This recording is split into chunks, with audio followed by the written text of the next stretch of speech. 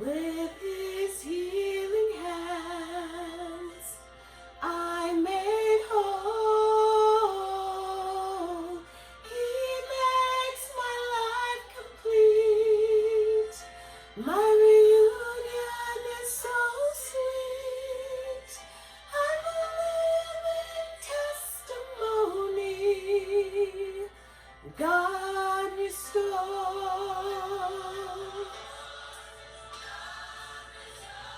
Amen. I love that song. That song is called God Restores by Dynamic Praise, and I will leave a link in the description. Thank you so much for clicking on this video. Welcome to Bible study time and welcome to my prayer room.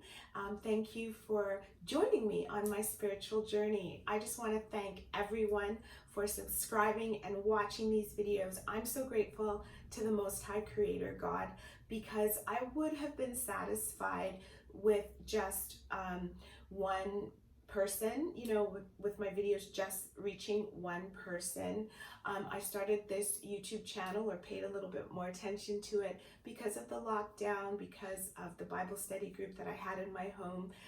We weren't able to meet, and now I just am overwhelmed and humbled and grateful at the fact that the amount of people who are watching these videos has sort of quadrupled the amount of the small group of people that were meeting in my home. So I'm grateful and humbled that you would join me on my journey of spiritual growth, and I just want to say thank you so much. So today we are continuing on with our topic of guilt, and of course, as usual, I do have notes. Otherwise this video would be 5 hours long, because I will just ramble on and on and on. I did receive quite a few messages about guilt, and some individuals have expressed that they are not only happy with the topic, but would like to hear more. So let's continue to unpack guilt, and of course, we will end off this series with practical biblical principles we can use to assist us as we may struggle with guilt currently, or it may rear its ugly head in our lives in the future. So guilt, as we know it, can cause physical symptoms. Self-doubt also can be caused by guilt. A decreased self-esteem can be the result of guilt, and also that dark monster, as I like to call it, shame. Now, these feelings can be difficult to overcome, but not impossible. And as believers in, Christ, our Savior and Messiah, we know that there are many scriptures that reflect the Most High Creator God's strength that we can draw from to overcome things, such as scriptures found in the book of Psalm, chapter 27, verse 1, which says, "The Lord is my strength, whom shall I fear?" Then also in the book of Isaiah, it says, "I am the Lord your God, who takes hold of your right hand and says to you, do not fear, I will help you." Now, although shame and guilt are often confused with each other, it's important for us to know that they are not distinct emotions. We often feel guilty about situations involving actions that we have engaged in negatively, and things we believe are our fault, which speaks to the mental health component of guilt, or things we have had absolutely nothing to do with. So there's just a perspective there that it's somehow, we are the culprit of something, and so it does speak to the mental health factor. For example, when you unpack something referred to as survivor's guilt, this type of guilt can affect groups of individuals who have survived tragedies when others have passed away. They basically are feeling bad inside because they are alive, even though they've been through something, traumatic, or they may feel left behind, so to speak, or they may wonder, why is this person paralyzed and I'm able to walk, and things of that nature. Guilt is also often accompanied by feelings of deep inadequacy. Now, research indicates that guilt can be placed into 3 different categories. So I just want to speak about those sort of from a mental health educational perspective, as that is my profession. Now, when it comes to, we have first, let me just list them off first. First, we have reactive guilt. Then we have something that's referred to as anticipatory guilt. And then we have existential guilt, which I will unpack on a deeper level as we move through this series. When it comes to the first one, reactive guilt, this typically occurs when a person feels they have acted against their own personal beliefs surrounding what is morally good or based on societal's standards of acceptable behavior. And that would fall under the umbrella of reactive guilt. The next one that I mentioned is anticipatory guilt, which typically is the result of thoughts circling one's mind. So this can really speak to that issue someone might be struggling with surrounding their mental health. These thoughts involve contemplating over and over again, possibly something that you've acted, in opposition to what you believe morally on a personal level or the standards of society. So it's that rumination on those thoughts, right? Why did I do that? Why did I engage in that? It could even be something like, stealing $5 out of the register as a cashier, okay? And then the third one that I mentioned is existential guilt, which describes an individual's personal feelings surrounding injustice. Existential guilt is often accompanied by feelings that life is, in essence, unfair.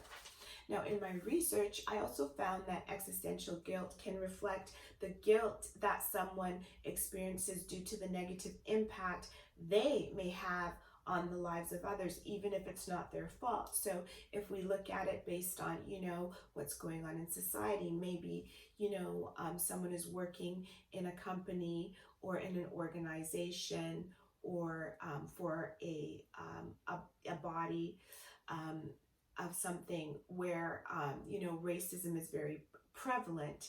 And so they may be from the dominant race, and they may receive a promotion or get promoted and get accolades, whereas a person of color may not receive that, and that person from the dominant culture may feel a sense of guilt because they know that the other person deserves it, but there's really nothing that they can do about it. So that would sort of fall under the umbrella, according to some of the research I've looked into, of existential guilt. Now, whichever category the guilt some of us struggle with falls into, the Bible tells us that Christ, Yeshua, our Savior and Messiah, some people like to call him or refer to him as Yeshaya, which is Savior in Hebrew. Christ not only removed our sin by his sacrifice, but he can and does also free us from this darkness known as guilt. Understanding which category the guilt that you struggle with falls into can assist with healing and being intentional when praying and asking the Most High for assistance with overcoming that guilt. And so that's why a lot of the times I like to unpack these sorts of concepts that people struggle with, because then you can be intentional in your prayers, and you can be intentional when you're laying your burdens before the throne of grace. Now, God's grace purifies our unclean hearts. As I've previously mentioned, I'm all about that heart change. And some people ask, how can this happen? How can this heart change happen when we know that we are sinners? What's the truth? Because we know we're sinners, and then, we know we're formed and shaped in iniquity. So how does this heart change kind of occur? Well, saturation with the Holy Word of God not only reminds us of who we are in Christ, it also helps us to remember who we would be without Christ our Savior, and that can assist in this whole process of heart change. Another really important component to the process of heart change when you are a believer is, being part of a community. A community in the body of Christ is very, very important. You need to surround yourself with people who will remind you that even though we have made mistakes, we are not mistakes. You are not a mistake. I want to remind someone today about the fact that you are a child of the Most High Creator God, made in His image, forgiven, loved, and redeemed to give Him glory and to spread the message that, and let others know that they can be free from the chains of things like guilt. This Holy Bible in front of me, which happens to be the King James Version, reflects the overarching theme that God, my God, the Most High, restores and redeems His unworthy children. Jeremiah chapter 30 verse 17 says, I will restore health to you, and your wounds I will heal, declares the Lord. Also, Job chapter 42 verse 10 says, the Lord restored the fortunes of Job. And I encourage you to read that full story, a story of restoration. If you look in the book of Corinthians, 1 Corinthians chapter 15 verse 22 says, for as in Adam all die, even so in Christ shall all be made alive. And my final scripture is from the book of Peter. 1 Peter chapter 5 verse 10 says, and after you have suffered a little while, the God of all grace, who has called you to His eternal glory in Christ, will Himself restore, confirm, strengthen, and establish you. God loves us. Thank you so much for watching.